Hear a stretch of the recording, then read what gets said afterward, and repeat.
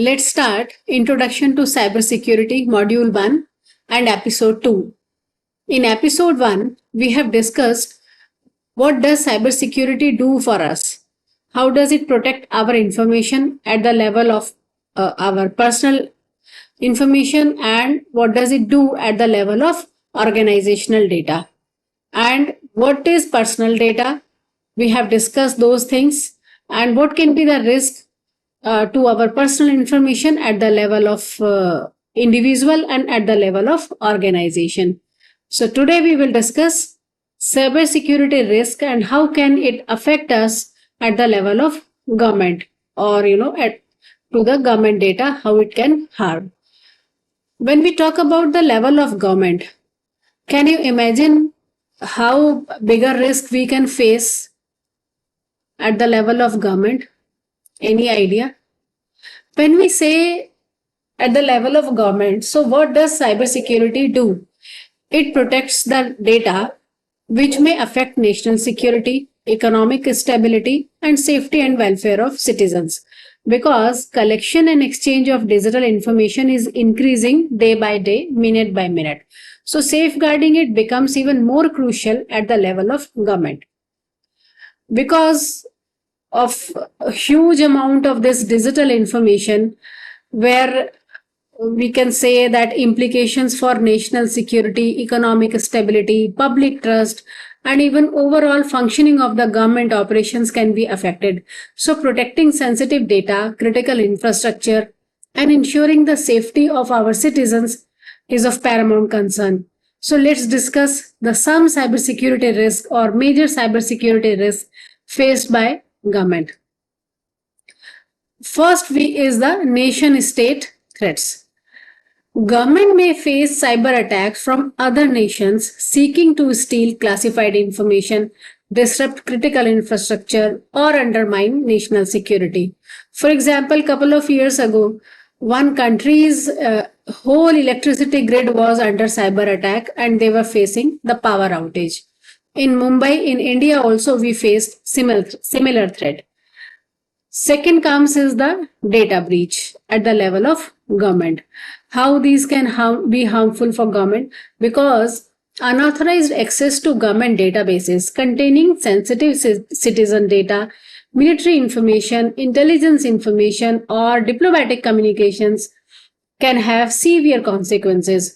For example, government is having huge database of our Aadhaar cards. So that data belongs to its citizens. It has all the critical information and crucial information, and if this information gets leaked, it can, consequences can be very big, and people can face huge losses or financial losses. So data breaches are of extreme concern, and if it is about the intelligence and military, then it can be a threat to nation security. So this is about the data breach. Then third comes the espionage. When we say espionage, to understand it in an easy way, we should understand that there are campaigns targeting government agencies which can compromise sensitive information and hinder decision making capabilities. So this is called as espionage. Then can be the ransomware attacks. Ransomware attacks we have discussed in the organization level and at personal level also. So likewise, because here data is big, therefore ransomware attacks are crucial for government institutions also, because these can lead to temporary shutdowns, data loss, and hefty ransom payments.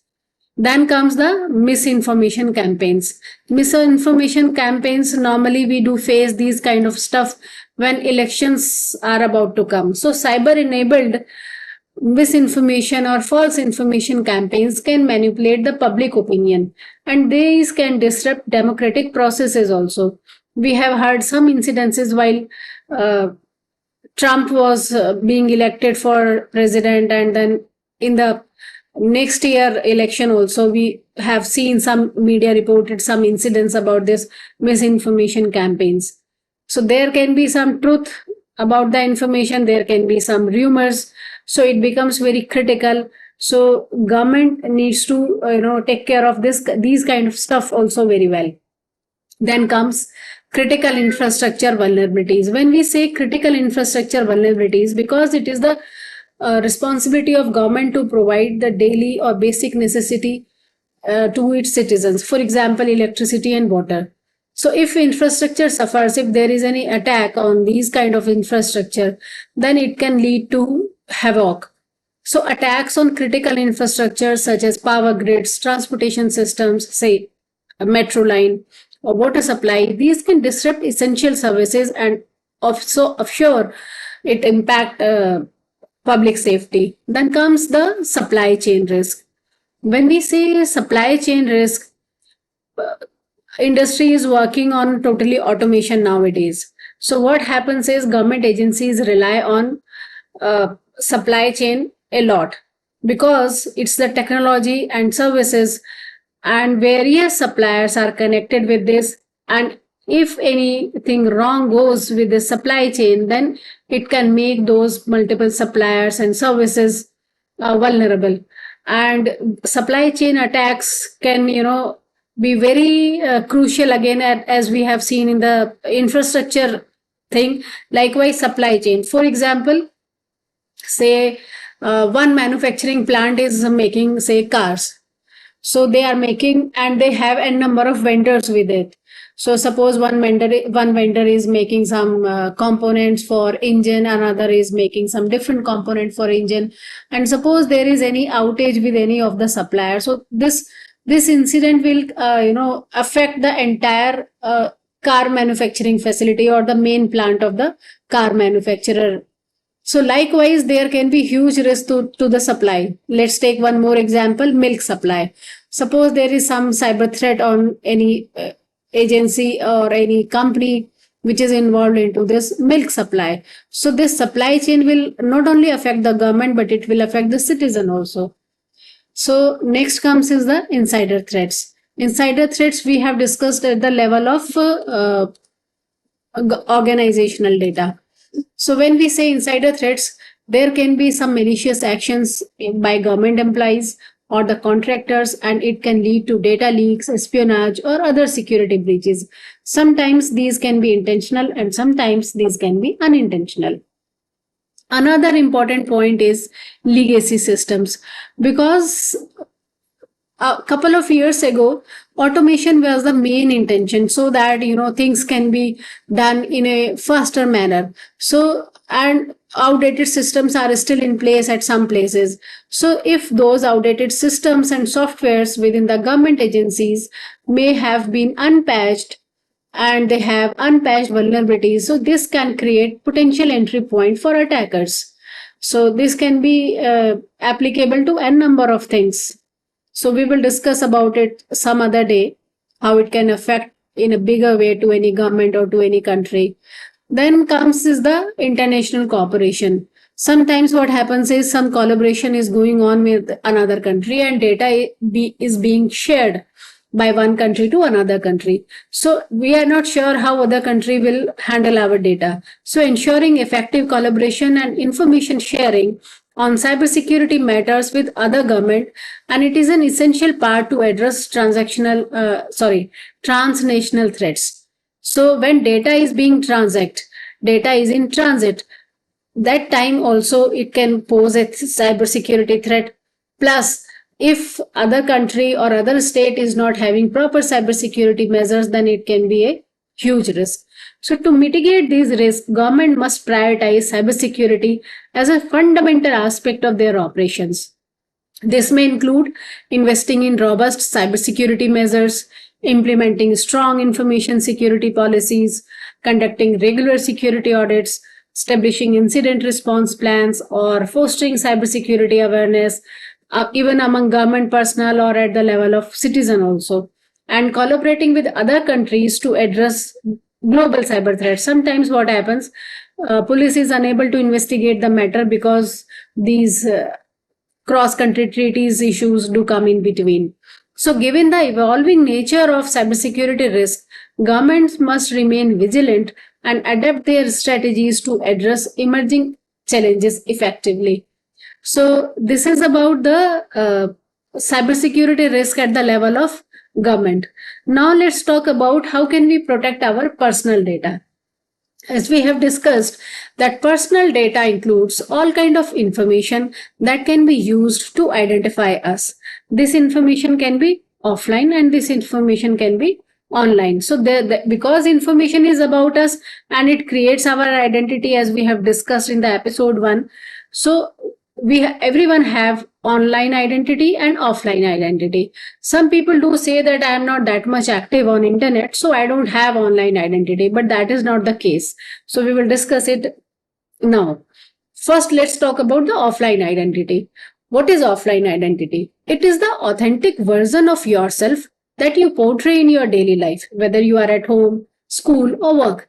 So this is where your family or friends are familiar with you, that this is your personal information such as your name, age, phone number, address.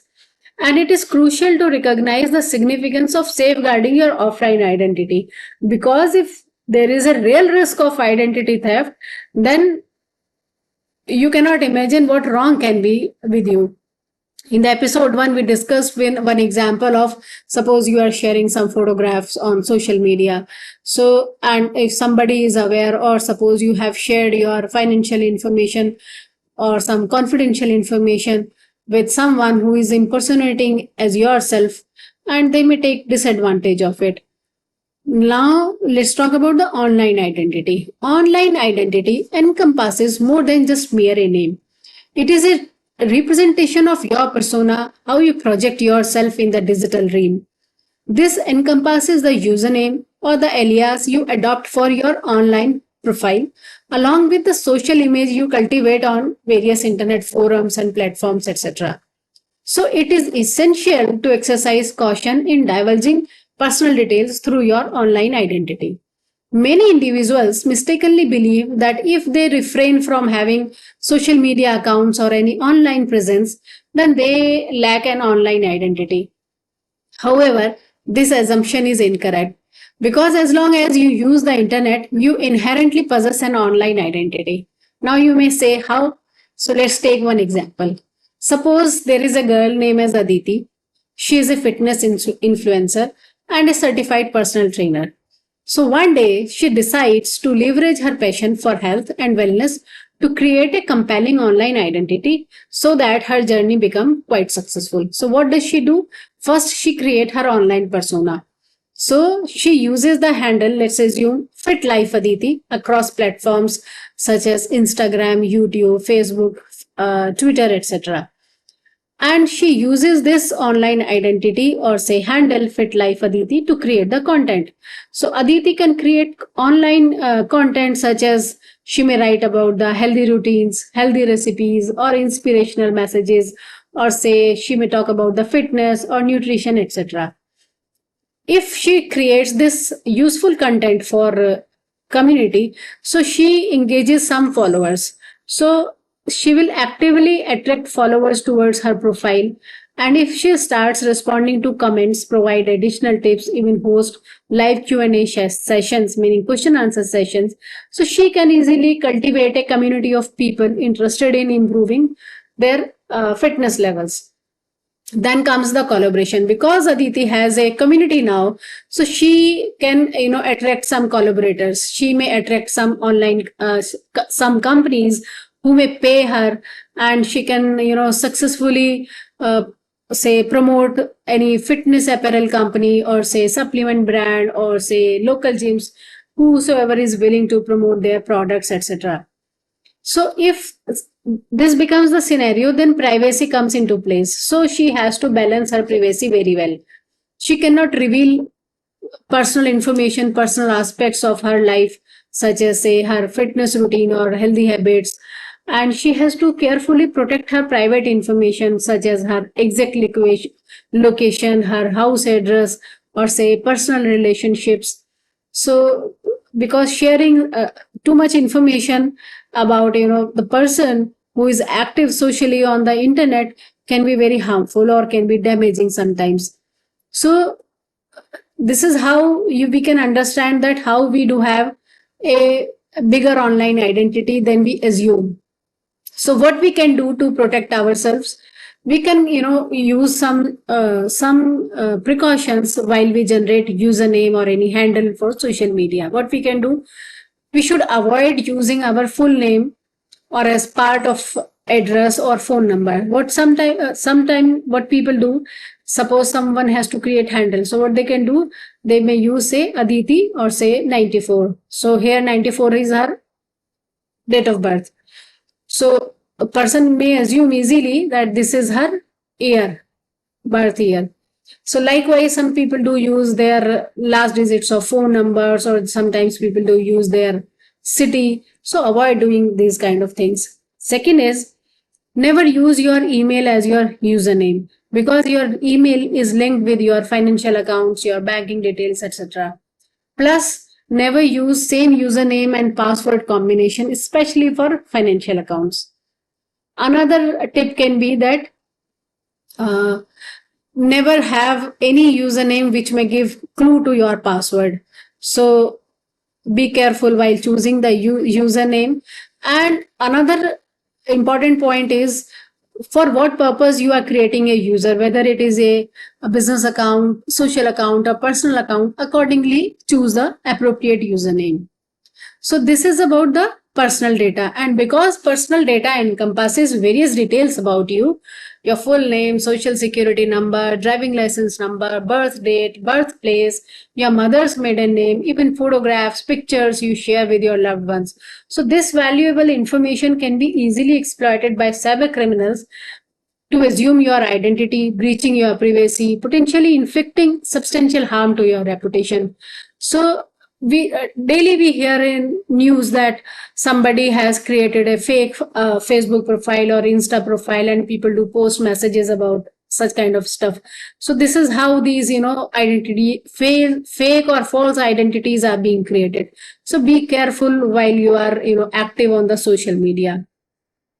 Now question comes, okay, fine, we have the online identity, we have the offline identity, but still how hackers can get their hands on our personal data, how they get access to this information. So we can understand it with the help of an example.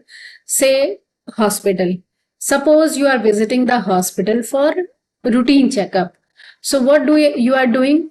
At the time of registration, you are providing your name, phone number, address, gender, any health issues, plus your blood pressure, uh, your blood sugar level, etc. And this information is being stored somewhere on the web server, because everywhere there is a full automation, information is computerized, data is being stored on the web servers.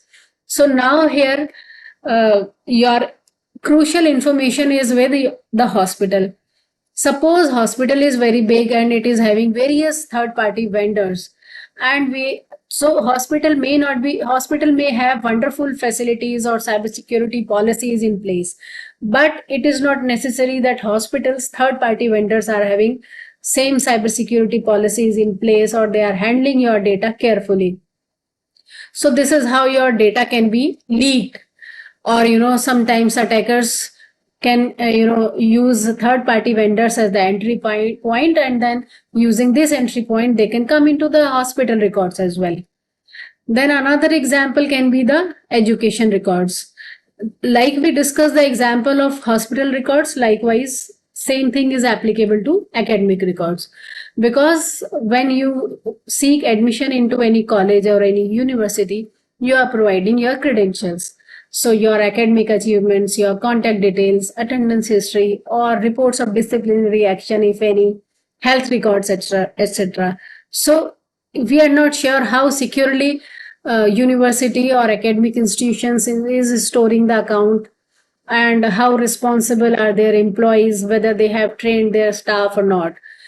Third example can be employment or financial records. So suppose you are working in some organization, so that organization will have your income, that organization will have your information about your paychecks, credit card statements, credit rating, or say your expenses, income, etc. So if not adequately protected, all of this data poses a risk to your privacy, potentially allowing cyber criminals to exploit it for their personal gains. So this is how, hackers can get access to your data. And another point is because people are passionate about the photo clicks or Insta reels. So unknowingly, we do share lots of information openly in the cyber world. So we have to be very careful about it. Another point is we are all are using smart devices or IoT. IoT stands for Internet of Things. So we discussed one example yesterday in the first episode.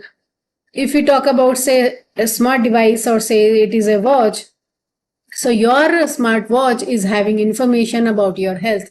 Say how many walks you have, how many steps you have walked today, what is your blood pressure, and all these stuff. So this data is being collected by the health app. Plus, this health app may share this information with other people who are associated with this application provider. So likewise, lots of information we do share openly. And what happens is, suppose you have shared your data with the, say, your smartwatch app, but when you are, storing this information in your app, in your, say, folder, file folder, or say photograph folder. So what happens is, suppose next time you install any free app or any paid app, and if it is asking for the permission, and we have to use that, so we don't even bother to read the terms and condition, where they do openly say that we can access your messages, we can access your photographs, we can, send messages to other people on your behalf, we can share your personal information to third party vendors. So like this, our whole device or whole mobile or iPad or tab, whatever it is in the hand of other people. So they can control our data freely and we cannot do anything about it. So if you are using smart devices or IoT, then we have to be very careful. So this is about the cybersecurity threats or cybersecurity at the level of government. Plus, we understood how hackers can get access to our data, and we can take one more example also. Suppose you are working somewhere and you have completed one project before deadline, so your entire office is celebrating, and you click some photographs using your mobile phone. So, and you share those photographs with some of your close friends, and they may reside in the same city, or they may reside in the multiple cities, or they may reside in the multiple countries. So like this, your photographs can go to the world immediately within seconds. And suppose any one of your friend likes those images, and he or she feels proud about your activities, so he or she may share those photographs on his or her social media. So now can you imagine this innocent looking action? Immediately the pictures are no longer confined to your device. They have been uploaded to servers situated in various locations worldwide. So as a result, individual you never even know, you never even met, they have the ability to access your photographs. So this is just one example. Likewise, there can be multiple examples. So we have to be very careful while working in the digital world or using smart devices, and be careful while you are giving permission to apps. So because what happens is these social media or app companies generate majority of their income by selling targeted advertising based on the customer data, and that has been mined using algorithms or formulas. So these companies, they will say that we are not selling the customer data, but we are sharing customer data with their marketing partners. So these are their fine terms so that they can avoid legal consequences. So before you share anything, make up your mind, think clearly, be wise, and accordingly share. So this is all about in today episode 2 of Introduction to Cybersecurity. If you have any question, you may write in the comment box, or you may write email to me. I will address your concerns. And if you wish to connect with me, you may join the Telegram link or the WhatsApp link. Description is given in the video.